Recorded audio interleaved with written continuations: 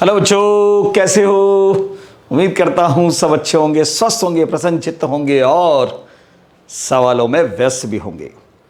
हमारा एक बहुत ही इंपॉर्टेंट यूनिट जिसका नाम था काइनेमेटिक्स, वो बच्चों कवर कर दिया हमने। आज मैंने आपको जैसा प्रॉमिस किया था कि काइनेमेटिक्स खत्म होते ही हम कंसेप्ट लिस्टिंग को सीखेंगे। ठीक है, तो इस काइनेमेटिक्स के थ्रू मैं आपको चैप्टर की कंसेप्ट लिस्टिंग करना बता रहा हूं।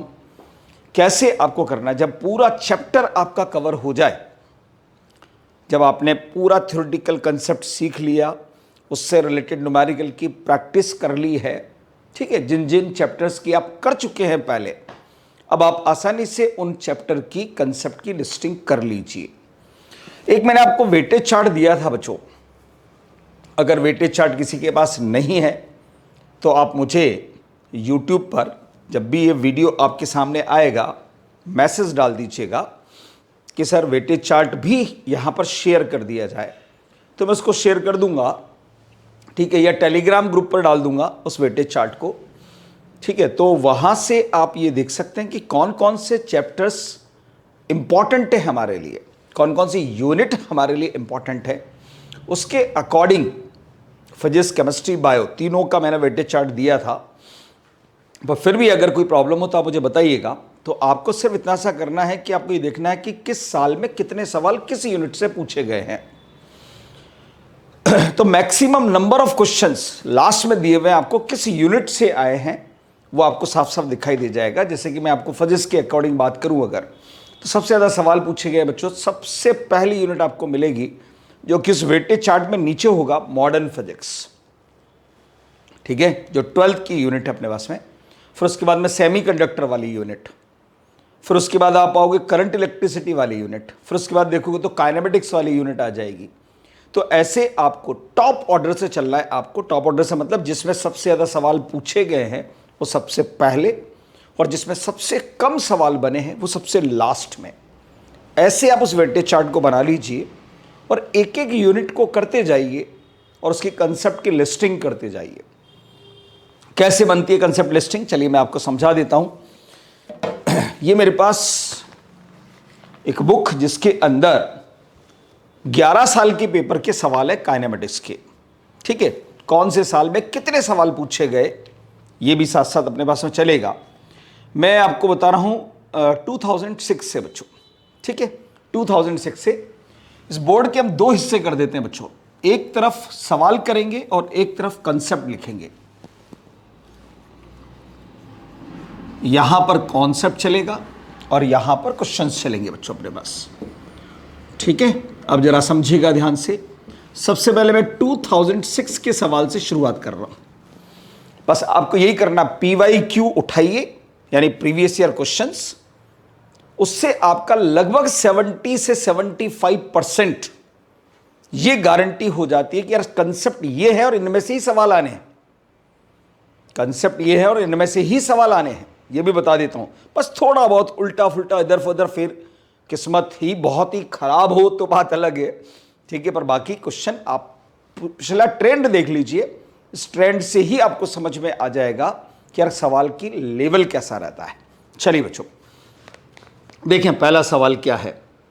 अ car runs at a constant speed on a circular track of radius 100 metre. जैसा कहता जाए 100 मीटर रेडियस का एक सर्कुलर ट्रैक है, इस पर एक कार, यहां पर एक कार जो है वो कांस्टेंट स्पीड से चल रही है। स्पीड कांस्टेंट है बच्चों। ठीक है, taking 62.8 second for every circular lap. एक सर्कुलर लैप को पूरा करने में जो टाइम लगा वो 62.8 सेकेंड का लगा बच्चों। ठीक है, the average velocity and average speed for each circular lap respectively. Average velocity और एवरेज स्पीड, यानी सवाल के अंदर आपको वी एवरेज वेलोसिटी भी बताना है और v average speed, sorry v speed भी बतानी है, एवरेज। हमें मालूम बच्चों ये होता है total displacement upon total time. Concept आपको मिल गया कि हमारा पहला कंसेप्ट मिला है कि हमें एवरेज स्पीड और एवरेज वेलोसिटी पर हमें फोकस करना चाहिए। Average speed and average velocity. और हमें मालूम है कि एवरेज स्पीड होती है बच्चों total distance upon total time. ऐसे आप कंसेप्ट्स को लिस्टिंग कर लेंगे। एवरेज और एवरेज वेलोसिटी जो होती है बच्चों वो होती है total displacement upon total time. साथ में ये भी पता रहता है हमें कि हमेशा एवरेज स्पीड जो होती है वो बड़ी या बराबर होती है मैग्नीट्यूड ऑफ एवरेज वेलोसिटी से। रिलेशन भी आपको पता है इनके बीच में, ठीक है। मतलब कंसेप्ट में जो जो चीज आ जाए वो सब कुछ आपको लिख लेना है। अच्छा, अब एवरेज स्पीड और एवरेज वेलोसिटी में एक बात और बताई थी बच्चों मैंने आपको कि अगर वेलोसिटी फंक्शन ऑफ टाइम आपको दिया जाए तो जो एवरेज वेलोसिटी बनती है वो टाइम एवरेज वेलोसिटी बनती है। कौन सी बनती है बच्चों? Time average velocity. और उसकी वैल्यू कैसे निकलती है अपने पास में कि टाइम एवरेज वेलोसिटी अगर आपको चाहिए तो आप क्या करोगे, उस फंक्शन को dt से ऊपर नीचे मल्टीप्लाई करोगे और इंटीग्रेशन कर दोगे। अगर वो वेलोसिटी फंक्शन ऑफ डिस्प्लेसमेंट बन जाती है तो वो स्पेस एवरेज वेलोसिटी के नाम से जानी जाती है। और उसकी वैल्यू क्या होती है? जो फंक्शन है अपने पास में x का, उसको dx से ऊपर नीचे मल्टीप्लाई करेंगे और इंटीग्रेशन कर देंगे। एवरेज वेलोसिटी पर इससे ज्यादा कंसेप्ट मैंने आपको नहीं बताया। अच्छा, और भी बताया है, एक चीज और बताई थी मैंने आपको कि अगर इक्वल डिस्टेंस इंटरवल्स हों, S S S v1 v2 v3 ऐसे अपने पास में अगर हो, दो ही इंटरवल अगर हो, दो ही इंटरवल अगर अपन लेते हैं बच्चों, ठीक है, कि दो ही इंटरवल अगर अपन ले रहे हैं तो यहां एवरेज स्पीड जो आती है वो twice v1 v2 upon v1 plus v2 के बराबर आती है, जिसको आप हार्मोनिक मीन के नाम से जानते हो। और अगर इक्वल टाइम इंटरवल का होता है सवाल, टी टाइम v1 v2 से चलेगा, तो अरिथमेटिक मीन बनता है, एवरेज वेलोसिटी जो बनती है वो v1 प्लस v2 बाई 2 के बराबर बनती है। अब ये लीजिए साहब, एवरेज स्पीड एवरेज वेलोसिटी का पूरा कंसेप्ट आपको यहां पर कवर हो गया। अब आपको इधर उधर भटकने की जरूरत नहीं, बस यहां पूरा का पूरा कंसेप्ट आ गया। अब कोई भी सवाल आए, इससे बाहर सवाल हो ही नहीं सकता इस कंसेप्ट पर। रही बात है सवाल को कर रहे हैं कि तो टोटल डिस्प्लेसमेंट पता है यार बच्चों की, एक सर्कुलर लैप में डिस्प्लेसमेंट जहां से चला वहीं आ गया, जीरो रहेगा। टाइम कितना भी दे दे जीरो ही आना है आंसर, ठीक है। एवरेज स्पीड की बात करेंगे तो total distance upon total time आप करोगे भाई। एक सर्कुलर लूप में डिस्टेंस कितनी बच्चों 2 पाई आर के बराबर होती है। टाइम आपको मालूम है, पाई की वैल्यू भी आपको मालूम होती है, डिस्टेंस आपको 100 दे रखी है, रेडियस सॉरी, और टाइम की वैल्यू 62.8 दे रखा है आपको, ठीक है। तो इसको आप जब मल्टीप्लाई करोगे तो 6.28 बनेगा, 100 से मल्टीप्लाई करो 628 बनेगा, तो 628 डिवाइडेड बाय 62.8, डेसिमल हटाओ, जीरो बढ़ा दो, तो ये 10 मीटर पर सेकंड का अपने पास से एवरेज स्पीड आ जाएगी। समझ में आ गया होगा आपको। पहला सवाल किया, उससे कंसेप्ट की लिस्टिंग करी, ये हमारे पहले सवाल से जो बात समझ में आई वो ये आ गई बच्चों। चलिए अगले सवाल से देखते हैं क्या कंसेप्ट हमें मिलता है, कंसेप्ट की लिस्टिंग कैसे होगी अगले सवाल के अंदर देखिएगा। ये बहुत इंपॉर्टेंट है बच्चों आपके लिए, ध्यान रखना। कॉन्सेप्ट की लिस्टिंग अगर आपने कर ली ना तो ये मान के चलना कि आपको 80% कॉन्फिडेंस तो वैसे ही आ जाएगा, 80% कॉन्फिडेंस, बाकी 20% आपकी मेहनत पर डिपेंड करेगा कि आप इन समय पर, इस समय पर कितनी मेहनत आप करते हो।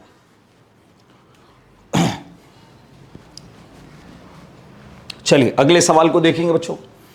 2006 का ही सवाल है, नेक्स्ट क्वेश्चन है, क्वेश्चन नंबर 2, 2006 का ही सवाल है। क्या सवाल है सुनिए। A particle moves along a straight line OX, ये लीजिए स्ट्रेट लाइन OX बना दी बच्चों, ये OX लाइन है, ठीक है, इस पर पार्टिकल मूव कर रहा है।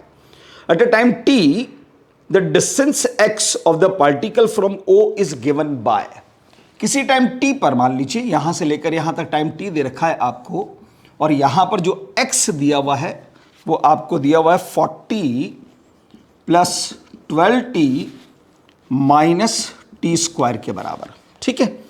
यानी टाइम डिपेंडेंट है, जैसे जैसे अपने पास में बढ़ेगा वैसे वैसे अपने पास में x भी बढ़ता जाएगा। How long would the particle travels before coming to rest, ये बोल रहा है कि बताओ रुकने से पहले वो कितना चल लेगा, रुकने से पहले। मान लेते हैं बच्चों यहां कहीं पर जाकर रुक गया होगा। रुकने का मतलब होता है वेलोसिटी का जीरो होना। अब कितना चल लिया होगा, तो अगर देखें अपन ध्यान से, तो एट t इक्वल्स टू 0 पर अगर आप देखोगे तो x इनिशियल आपको 40 मीटर मिलेगा। यानी इस रेफरेंस के रेस्पेक्ट में ये 40 मीटर कहीं पर आगे है t इक्वल्स टू 0 वाली सिचुएशन पर, जहां से आपने इसको ऑब्जर्व करना शुरू किया। मतलब इसको ऐसे समझो आप कि जैसे ये रेफरेंस है हमारा, t इक्वल्स टू 0 यहां पर है, तो ये रेफरेंस से 40 मीटर आगे यहां से चलना शुरू कर रहा है t इक्वल्स टू 0 पर। अब जहां भी जाकर रुका है वहां पर वेलोसिटी 0 होगी, तो चला कितना है, ये यहां से यहां तक नहीं चला है, चला तो ये यहां से यहां तक है। केवल यही आपको निकालना होगा। और ध्यान से देखो, ये डिस्प्लेसमेंट आपको दे रखा और वेलोसिटी मुझे 0 करनी है, तो इसको मुझे एक बार डिफरेंशिएट करना पड़ेगा पहले तो, dx बाई dt। तो ये बनेगा बच्चों 12 माइनस 2t, क्योंकि 40 का 0 हो जाएगा, 12t का 12 हो गया और t स्क्वायर का 2t आगे हो जाएगा। अब इस वेलोसिटी को करो 0, तो वेलोसिटी को जब 0 करोगे तो 12 माइनस 12t, सॉरी 2t, तो t की वैल्यू आपको मिल गई बेटा 6 सेकंड के बराबर। ठीक है, t क्यूब तो नहीं है ना कहीं, सॉरी t क्यूब है बच्चों यार, यहाँ वही मैं कहूँ कुछ ना कुछ गड़बड़ है, यहाँ t क्यूब है, यस t क्यूब है, तो यहाँ से ये माइनस 3t स्क्वायर मिलेगा बच्चों। तो ये आएगा अपने पास में t स्क्वायर, सॉरी यहाँ t स्क्वायर, तो ये आ जाएगा t इक्वस टू आएगा अपने पास में या 3 4, तो t की वैल्यू आ जाएगी बच्चों 2 सेकेंड, t की वैल्यू 2 सेकेंड आ जाएगी। 2 सेकेंड के बाद ये रुक जाएगा। अब अगर इस 2 सेकेंड को मैं उठाकर यहां से इस x की वैल्यू में पुट कर देता हूं बच्चों, तो 2 सेकेंड के बाद फाइनल डिस्प्लेसमेंट क्या मिलता है, देखो 40 प्लस 12 इंटू 2 माइनस 2 का क्यूब, तो ये हो गया बेटा 40 प्लस 24 माइनस 8। ठीक है, 64 में से 8 गया 56 मीटर, ये 56 मीटर बना। पर ये t इक्वल्स टू 0 पर 40 पर था, ये 56 मीटर बनेगा, ध्यान रखना यहां से, क्योंकि ये x जो मेजर किया गया है वो रेफरेंस से मेजर किया गया है। 56 यहां चला कितना ये, तो भैया यहां 56 में से 40 घटा दो, 16 मीटर चलेगा। हमारा आंसर तो आया 16 मीटर। इसका मतलब हुआ बच्चों कि इस सवाल से समझ में आया कि यहां डिफरेंशिएशन और इंटीग्रेशन वाले क्वेश्चंस भी बनते हैं, डिफरेंशिएशन एंड इंटीग्रेशन।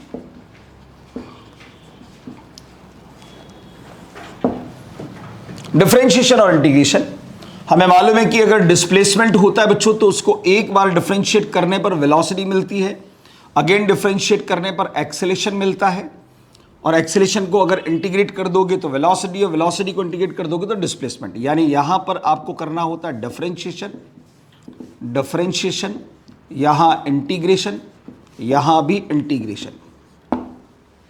ठीक है, बाकी तो फॉर्मूले आपको सबको पता ही है यार डिफरेंशिएशन इंटीग्रेशन के, बस ये आपको पता होना चाहिए कि ये वेरिएबल चीज जब होती है तब अपने को ये काम करना होता है। और सवाल की लैंग्वेज से पता चल गया भाई कि हमें क्या करना है। बाकी तो और कंसेप्ट की बात थी जो आपने समझ ली कि कैसे आपको क्या चीज निकालनी है। ठीक है, चलिए, तो यहां से अपने को पता चल गया डिफरेंशिएशन और इंटीग्रेशन पर बेस भी सवाल होंगे, और उनको एडजस्ट करने वाले सवाल बहुत ज्यादा पूछे गए हैं। चलिए अगले सवाल को देखते हैं बच्चों, क्या है अगला सवाल हमारा। फॉर्मूलेज आपको पता होने चाहिए, डिफरेंशिएशन इंटीग्रेशन के फॉर्मूलेज वो सब आपको पता होना चाहिए, किस कंडीशन में कैसा कैसा डिफरेंशिएशन आता है, क्या इंटीग्रेशन आता है, वो हमारे लिए सबसे इंपॉर्टेंट मायने रखेगा। क्योंकि आप भले ही लिख दो डिफरेंशिएशन इंटीग्रेशन करना है, पर बाकी आएगा तभी तो करोगे ना। हाँ जी, देखते हैं 2006 का ही अगला सवाल। 4 सवाल पूछे गए थे बच्चों, इस काइनेमेटिक्स वाले चैप्टर में से 4 सवाल पूछे गए थे। हालांकि काइनेमेटिक्स के अंदर प्रोजेक्टाइल मोशन को भी शामिल किया जाता है, पर अपन ने अभी प्रोजेक्टाइल पढ़ा नहीं है, इसलिए प्रोजेक्टाइल वाला सवाल छोड़ दूंगा अभी। ठीक है, क्वेश्चन नंबर 3 की बात करेंगे, ये भी 2006 का ही सवाल है बच्चों। क्या सवाल है, 2 बॉडीज ए जिसका मास दे रखा 1 kg एंड बी जिसका मास दे रखा 3 kg are dropped from height of 16 metre and 25 metre. ये लीजिए साहब, ये अपने पास में है हाइट 16 मीटर, यहां से आपने एक बॉडी ए को ड्रॉप किया है, और दूसरी हाइट आपको दे रखी है 25 मीटर। ये लो यार 25 मीटर की हाइट बना देते हैं। यहाँ से आपने बॉडी बी को ड्रॉप किया है बच्चों, ठीक है।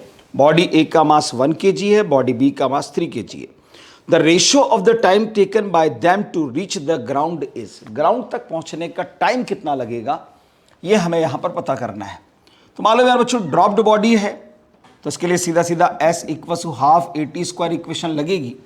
S मतलब H होगा, यहाँ पर GT, तो H की जगह पर 16 रखो, 1/2, G की जगह पर 10 रखो, T A के लिए, तो ये हो गया बेटा 5। तो T A की वैल्यू मिलेगी √16/5 के बराबर।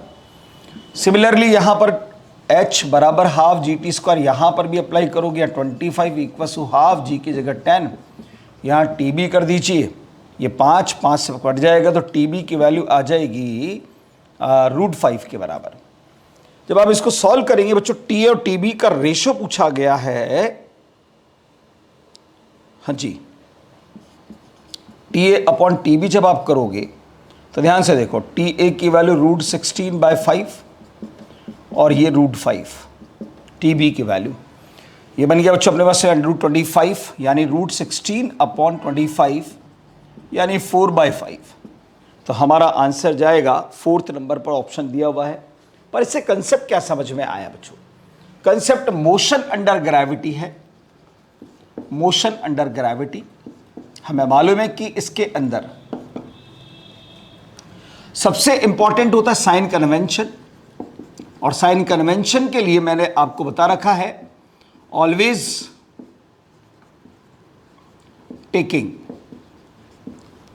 डायरेक्शन ऑफ इनिशियल वेलोसिटी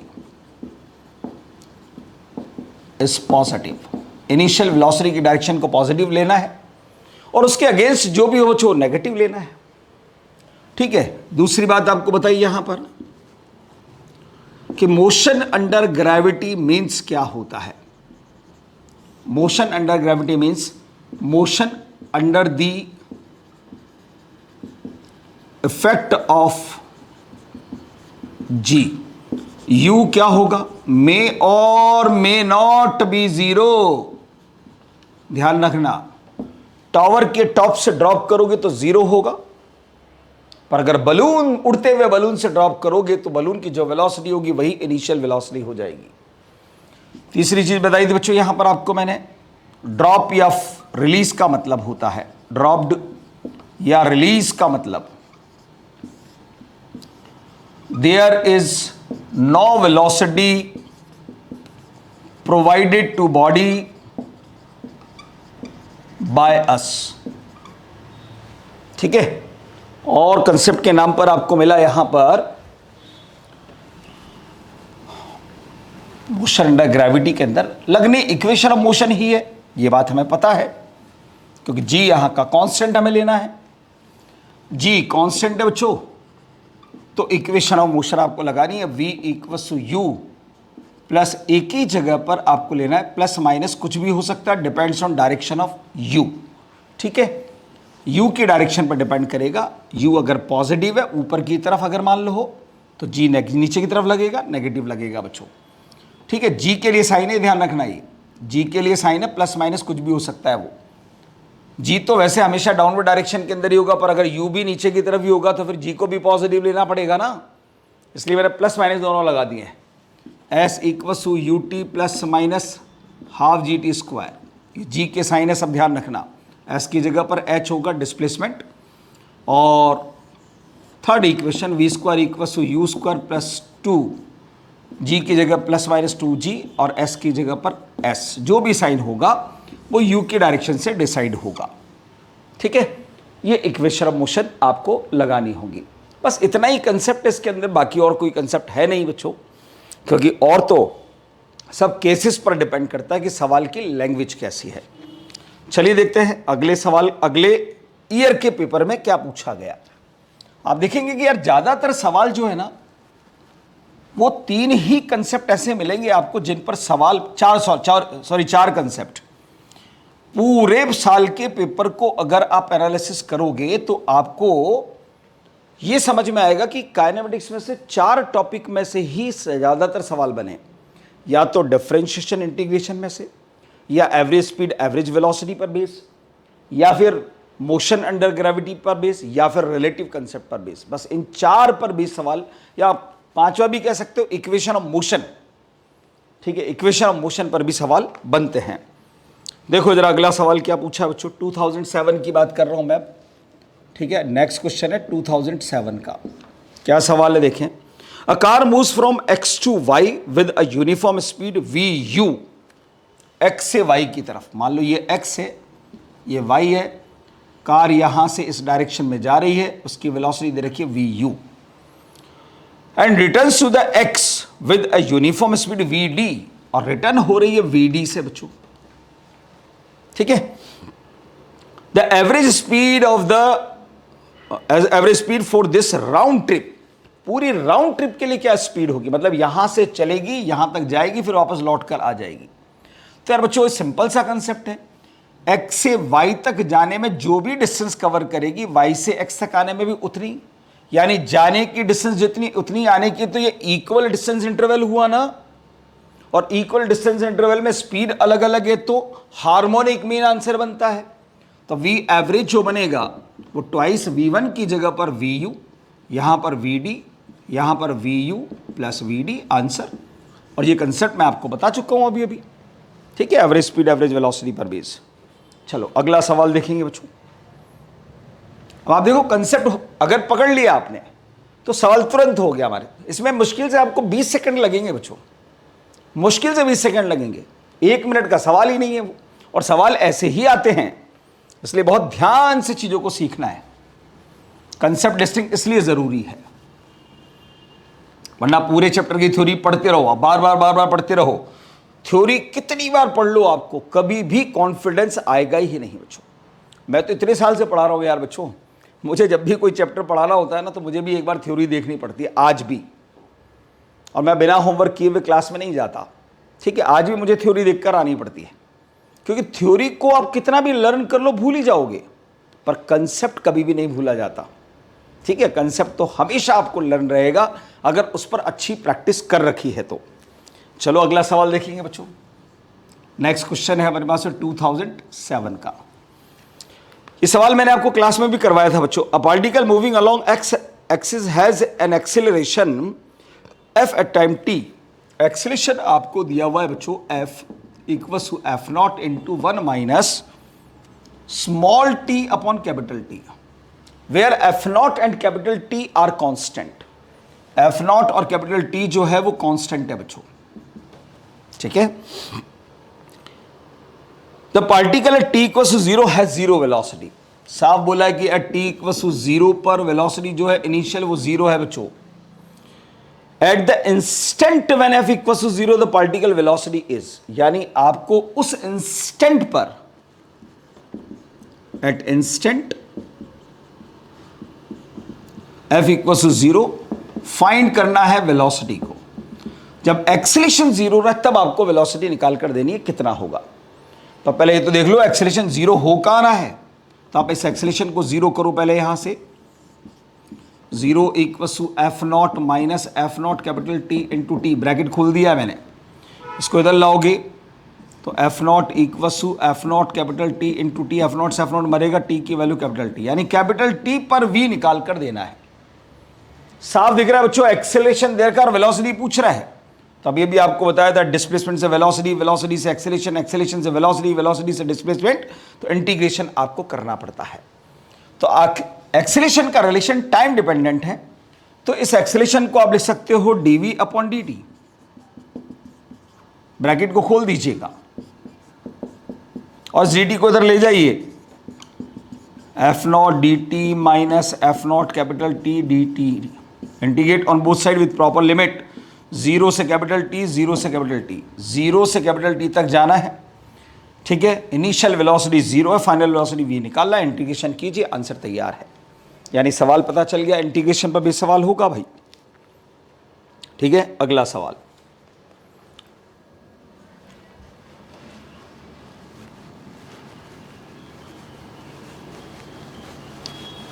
बस ऐसे ही कंसेप्ट की लिस्टिंग करनी है। ये बात समझाना मेरे लिए सबसे इंपॉर्टेंट था कि कैसे कंसेप्ट, बस सवाल करते जाओ और जो जो कंसेप्ट मिलता जाए उसको लिखते जाओ, जो जो सवाल करोगे कंसेप्ट मिलेगा।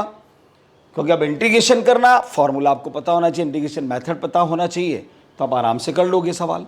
ठीक है, अगले सवाल में देखें जरा क्या बोला है। 2007 का ही अगला सवाल।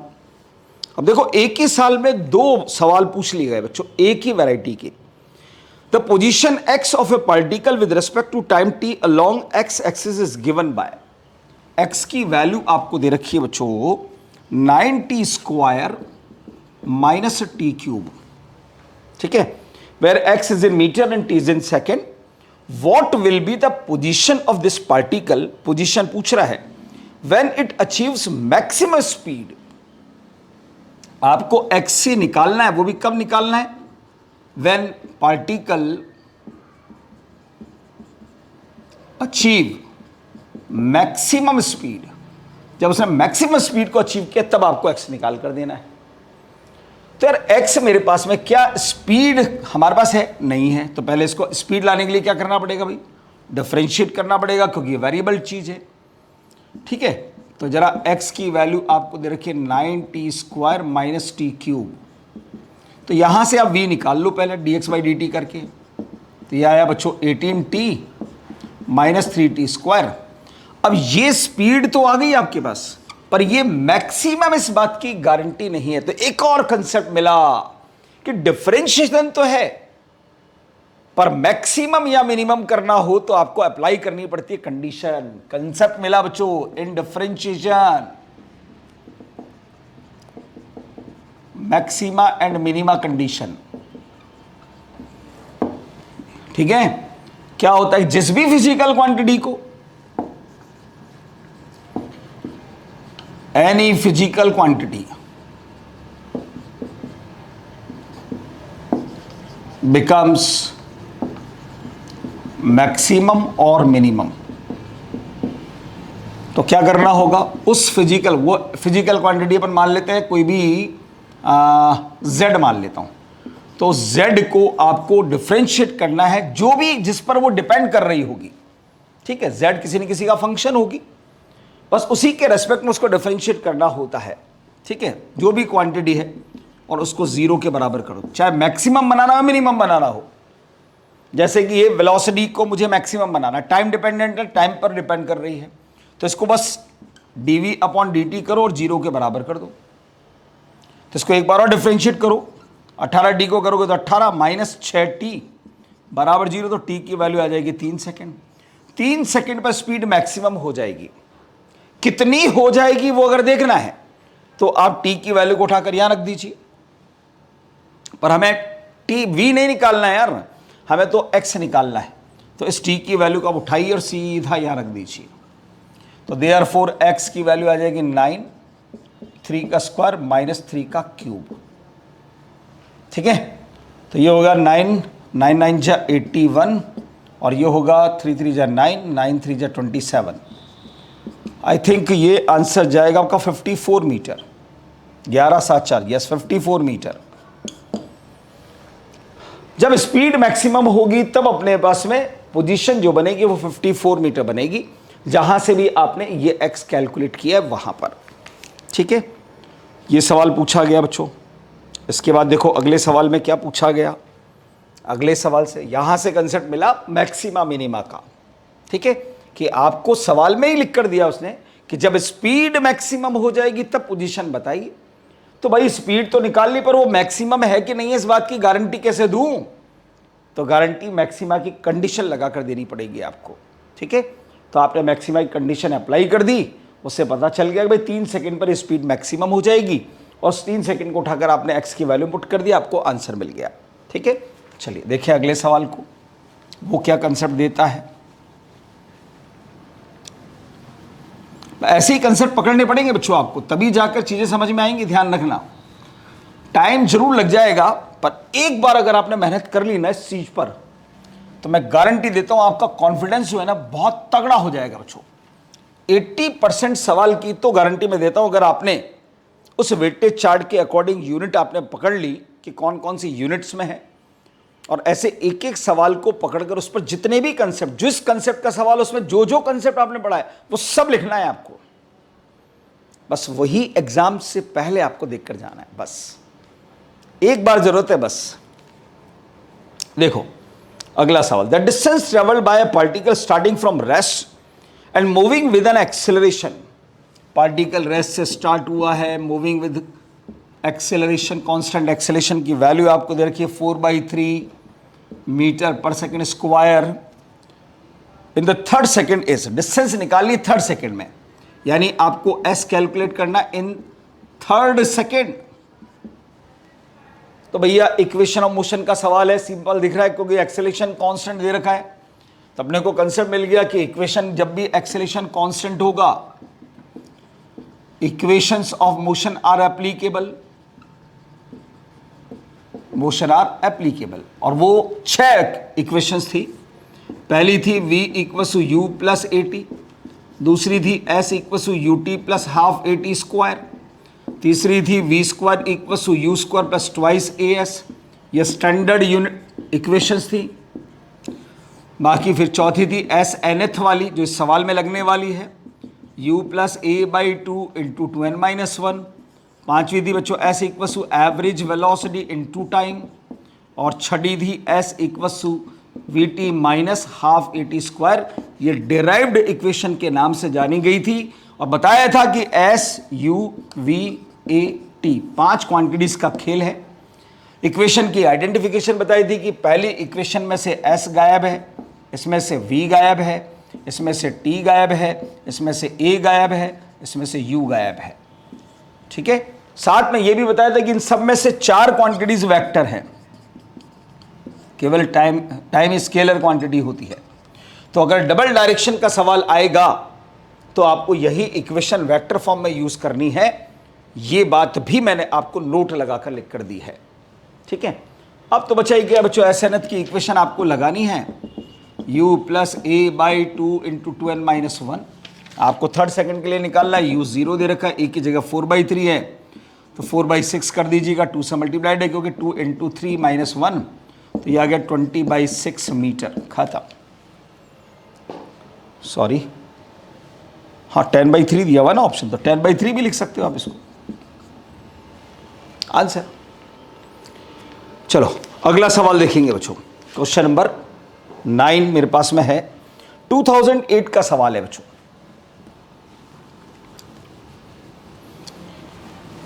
समझने के लिए काफी है, बस इतना जितना कि आपको मेरे को समझाना था कि लिस्टिंग कैसे करनी है।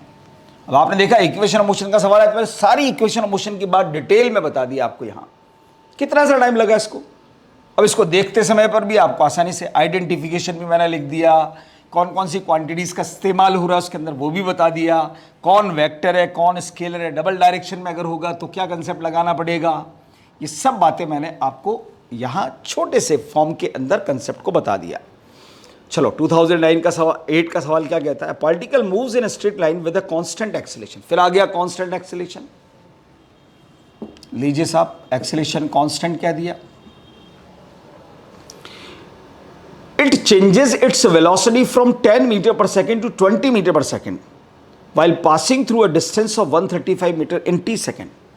मान लो यहां पर 10 मीटर पर सेकंड की वेलोसिटी है, 135 मीटर के बाद इसकी वेलोसिटी 20 मीटर पर सेकंड चेंज हो गया। भाई वेलोसिटी में कितने टाइम के अंदर हुआ ये बताना है। वेलोसिटी चेंज की बात होती है बच्चों, तो चेंज इन वेलोसिटी का कंसेप्ट आ गया भाई। वो होता है बच्चों चेंज किसी का भी हो, फाइनल माइनस इनिशियल करना है। वेलोसिटी वेक्टर क्वांटिटी होती है। इसके अंदर मैंने आपको कंसेप्ट बताया था, कोई भी पार्टिकल सर्कुलर पाथ पर यूनिफॉर्म स्पीड से अगर मूव कर रहा हो तो किन्हीं दो पोजीशन के बीच में चेंज इन वेलोसिटी का मैग्नीट्यूड हमेशा 2v sin θ/2 होता है। ठीक है, इसी पर बेस्ड मैंने क्वेश्चन बेस्ड ऑन क्लॉक भी बता दिया था आपको। क्वेश्चन बेस्ड ऑन क्लॉक, घड़ी पर बेस्ड, जिसमें क्लॉक की स्पीड्स आपको बताई गई थी। सेकंड हैंड की स्पीड 2πr/60 यानी πr/30, मिनट हैंड की स्पीड 2πr/1 3600 सॉरी तो पाई आर अपॉन 1800 ऐसे आपको स्पीड्स बता दी गई थी। ठीक है, कंसेप्ट बताया था चेंज इन वेलोसिटी का, और उसमें थ्योरेटिकल कंसेप्ट बताया था कि अगर वेलोसिटी के पैरेलल या एंटी पैरेलल में कोई फोर्स या एक्सेलरेशन काम करता है तो मैग्नीट्यूड चेंज होता है, और अगर वेलोसिटी के परपेंडिकुलर डायरेक्शन में कोई फोर्स लगता है बच्चों तो केवल डायरेक्शन चेंज होती है, और वो भी एक इंस्टेंट के लिए लगता है। और वेलोसिटी से अगर ऑब्लिक डायरेक्शन के अंदर फोर्स लगता है तो वो दोनों को चेंज कर देता है। ये थ्योरेटिकल कंसेप्ट बताया था। अब ये तो सिंपल सा सवाल है यार, इसमें v square equal to u square plus 2as लगा दो पहले आप। v पता है, u पता है, s पता है, a निकल जाएगा यहां से, तो a की वैल्यू आएगी v square minus you square upon 2s के बराबर। यहां से s आ गया। अब आपको v equal to u plus a t लगाना है, तो t की वैल्यू बन जाएगी बच्चों v माइनस यू बाई ए के बराबर। खत्म। जो भी a आएगा उसको उठाकर यहां रख दीजिएगा, सॉल्व करोगे आंसर आ जाएगा। तो कुल मिलाकर यहां से अपने को ये तो समझ में आ गया बच्चों कि कैसे हमें सवालों को हल करते हुए कंसेप्ट की लिस्टिंग करनी है। अब सवाल तो बच्चों मैं कितने भी करा दूं आपको, ठीक है, सवाल ले देकर आप देखना कि सवालों का जितने भी सवाल आप करोगे उसमें आपको एक चीज खास बात मिलेगी कि हमें पूरे काइनेमेटिक्स में से 5 या 6 ही आर्टिकल ऐसे हैं जिनमें से मैक्सिमम क्वेश्चन पूछता है। जो बेसिकली ज्यादा क्वेश्चन है वो 4 आर्टिकल है। Relative concept, motion under gravity, average speed, average velocity, या फिर अपने पास में इक्वेशन ऑफ मोशन। ठीक है, कभी कभार अपने पास में ग्राफ का सवाल आ जाएगा। ठीक है, तो कभी कभार अपने पास में जो है वो चेंज इन वेलोसिटी का सवाल आ जाएगा, कभी कभार डिस्टेंस डिस्प्लेसमेंट का सवाल आ जाएगा, तो वो एक अलग बात हो जाती है। ठीक है, पर ओवरऑल व्यू ये कहता है कि 70 से 80% क्वेश्चन जो बनते हैं, ठीक है, डिफरेंशियल इंटीग्रेशन का सवाल आ जाएगा। 70 से 80% सवाल जो बनते हैं वो इन्हीं कंसेप्ट्स में से बनते हैं। अब आपको कॉन्सेप्ट लिस्टिंग का तरीका मैंने आपको बता दिया बच्चों, आगे तो आपको ही करना है। अभ्यास करते रहिए, प्रैक्टिस करते रहिए। ठीक है, बाकी तो मैं जब PYQ का पूरा सीरीज जब चालू करूँगा तब आपको सारे क्वेश्चंस लाइन से करवाने ही हैं। ठीक है, तब की तब अपन देखेंगे। अभी तो आपको ये काम शुरू कर देना चाहिए। तब तक आप पढ़ते रहिए बच्चों, मुस्कुराते रहिए। Thank you so much, all the best.